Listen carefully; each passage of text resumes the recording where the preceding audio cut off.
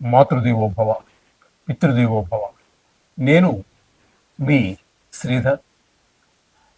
ఇప్పుడు మనము 16వ తారీఖు జూలై నెల 2025 నుండి 31వ తారీఖు జూలై నెల 2025 వరకు గోచార ఫలితాలు ఏ విధంగా ఉన్నాయి అనేటటువంటి విషయాన్ని మనం సశాస్త్రీయమైన పద్ధతిలో తీసుకునే ప్రయత్నం చేద్దాము.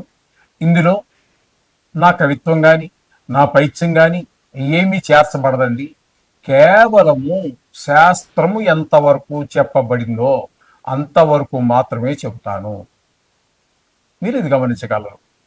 ఓకే. ఇప్పుడు 16వ తారీఖు నుంచి 7వ తారీఖు వరకు 2025 అని అనుకున్నాం కదా.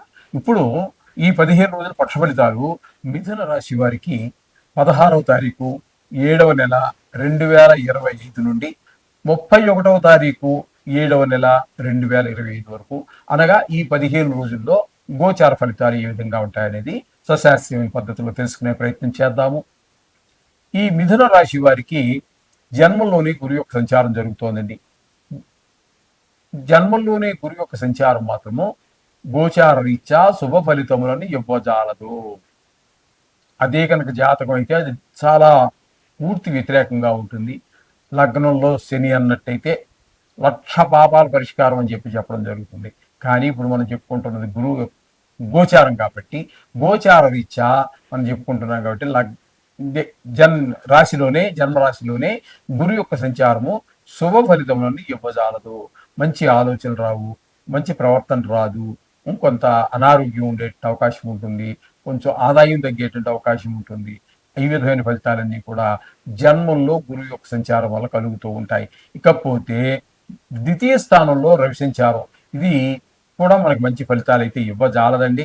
ఏ విధమైన చెడు ఫలితాలు ఇస్తుంది అన్నట్టయితే ఆదాయం తగ్గుతుంది, ధన విషయంలో ఇబ్బందికరమైన పరిస్థితి కల్పిస్తాడు. అలాగే మాటలో కొంచెం కఠినత్వం పెరుగుతుంది.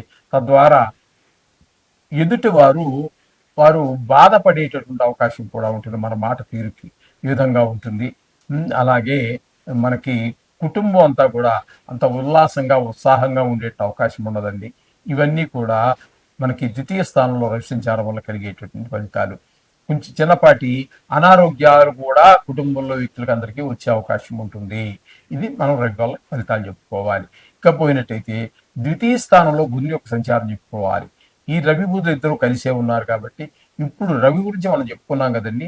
పూర్తిగా దానికి వ్యతిరేకమైన ఫలితాలని, అంటే ధన లాభాన్ని ఇచ్చేటువంటి అవకాశం ఉంటుంది, ధనలాభం కలిగించేటువంటి అవకాశం ఉంటుంది. అట్లాగే మాట తీరు బాగుంటుంది, కుటుంబంలో వాళ్ళందరూ ఉల్లాసంగా ఉండడానికి, ఆయన ఇబ్బంది పెట్టడానికి ఆయన చూస్తుంటే మన సుఖపెట్టడం కోసం బుధుడు ప్రయత్నం చేస్తూ ఉంటారు. ఎవరి పని వాళ్ళు చేస్తూ ఉంటారు. అయిందండి. ఇకపోతే తృతీయ చతుర్థ 2 స్థానాలలో కుజుని యొక్క సంచారం జరుగుతోంది. కుజుని యొక్క సంచారము 26 వరకు తృతీయ స్థానంలో జరుగుతున్నది. తదుపరి చతుర్థ స్థానంలో జరుగుతుంది. తృతీయ స్థానంలో సంచారం, కుజుని యొక్క సంచారం మాత్రం చాలా మంచి ఫలితాలు ఉంటాయండి. మన యొక్క అన్నదమ్ములు, మనం మనం ఎక్కడికి జాబ్ చేస్తున్నామో, ఉద్యోగం చేస్తున్నామో అక్కడ మన స్థాయి వారు, పై స్థాయి వారు, కింద స్థాయి వారు అందరూ కూడా మనం మెచ్చుకునేటటువంటి పరిస్థితి ఉంటుంది. అందరూ కూడా మనం ప్రోత్సహించేటువంటి పరిస్థితి అంతా కనబడుతూ ఉంటుంది. అట్లాగే ఇక్కడ కుజుడు మిగతా 26వ తారీఖు వరకు అక్కడ ఉంటారు. తదుపరి చతుర్థ స్థానంలో ప్రవేశిస్తారు. అంటే 27, 28, 29, 30, 31 ఒక 5 రోజుల పాటు ఇక్కడ సంచారం చేస్తున్నారు. ఈ 5 రోజులు మాత్రం ఇక్కడ చతుర్థ స్థానంలో కుజుని యొక్క సంచారం ఏ మాత్రము సుఫలితాలు ఇవ్వదు. కొంచెం అనారోగ్య పరిస్థితులు లేదా ఉండే అవకాశం ఉంటుంది ఎవరికి తల్లిగారి విషయంలో. అలాగే విద్య, భూమి, గృహ, వాహన ఇత్యాది విషయాల్లో కొంత ఇబ్బంది కలగజేసేటువంటి పరిస్థితి ఉంటుంది కుజుని యొక్క సంచారం, చతుర్థ సంచారం.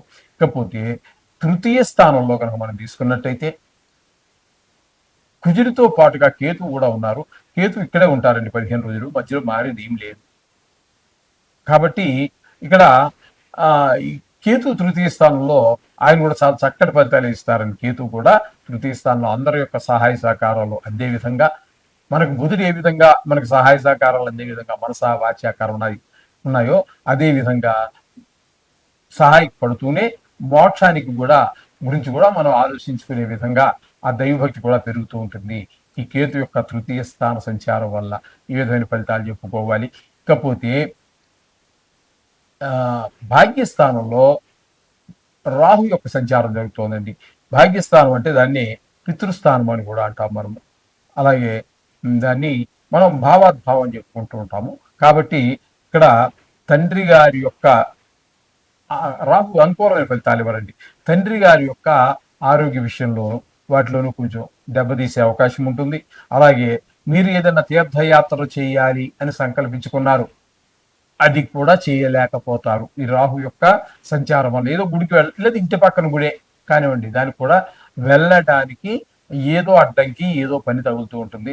తద్వారా మనం ఇంటి పక్కన ఉన్న గుడికి కూడా వెళ్ళలేము. దూర ప్రయాణం ఎక్కడికో వెళ్ళాలి అంటే అది వేరే. అక్కడికి వెళ్ళాలన్నా మీరు చేసుకున్న రిజర్వేషన్ అయిపోయింది కదా ఇంక వెళ్ళిపోయినట్టే అనుకుంటారు. అవదండి. దాన్ని కూడా ఆఫ్ చేసిస్తాడు ఈ రాహు భగవానుడు. ఈ విధమైన ఫలితాలన్నీ కూడా ఇక్కడ జరుగుతూ ఉంటాయి. ఇకపోతే ఏకాదశ దశమ స్థానంలో శని యొక్క సంచారం జరుగుతుంది.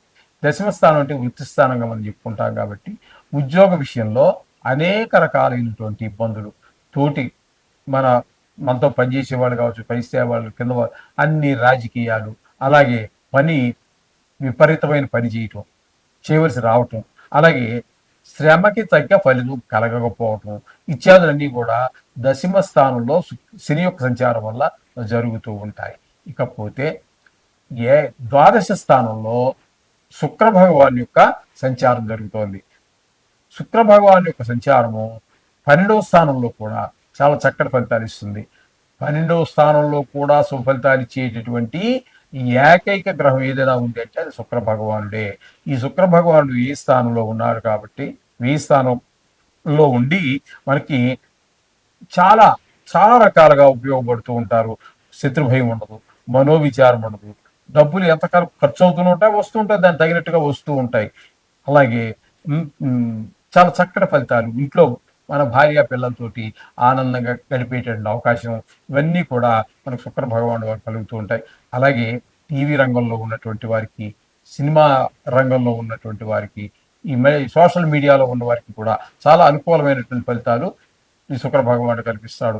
అలాగే లలిత కళల్లో ప్రవేశమో ప్రావీణ్యమో ఉన్నటువంటి వారికి మంచి అవకాశాలన్నీ కూడా కల్పిస్తూ ఉంటాడు శుక్ర భగవానుడు. ఈ విధమైన ఫలితాలన్నీ కూడా మనం మిథున రాశి వారికి చెప్పుకోవాలి. అయితే ఇక్కడ కొన్ని గ్రహాలు అనుకూలత, కొన్ని గ్రహాలు ప్రతికూలత సర్వసామాన్యం. మీరు ఖచ్చితంగా మీరు రోజువారీ దినచర్య చేస్తున్నటువంటి ఆ పూజలో 1-2 నిమిషాలు కష్టపడి ఈ నవగ్రహ మంత్రాలని మనస్ఫూర్తిగా ఏదో అదేదో చదవాలి కాబట్టి చదువుతున్నాను అన్నట్టుగా కాకుండా, ఏదో నోటుకు వచ్చి కాబట్టి నోరు వెళ్ళిపోతూ ఉంటుంది కాబట్టి అలా కాకుండా భక్తిగా 1-2 నిమిషాలు నిలబెట్టండి. బలవంతంగానైనా 2 నిమిషాలు నిలబెట్టి ఆ నవగ్రహాలను కూడా పూజించండి. మీకు ప్రతికూలంగా ఉన్నటువంటి గ్రహాలు కూడా మీకు అనుకూలంగా మారుతాయి. మీకు అనుకూలంగా ఉన్నటువంటి గ్రహాలు ద్విగుణీకృతంగా అంటే రెట్టింపు ఫలితాలు కూడా ఇచ్చేటువంటి అవకాశం మనకి ఈ రోజు ఈ నవగ్రహాన్ని చదువుకోవటం వల్ల కలుగుతూ ఉంటాయి. ఇది గమనించి ప్రార్థన శోభం.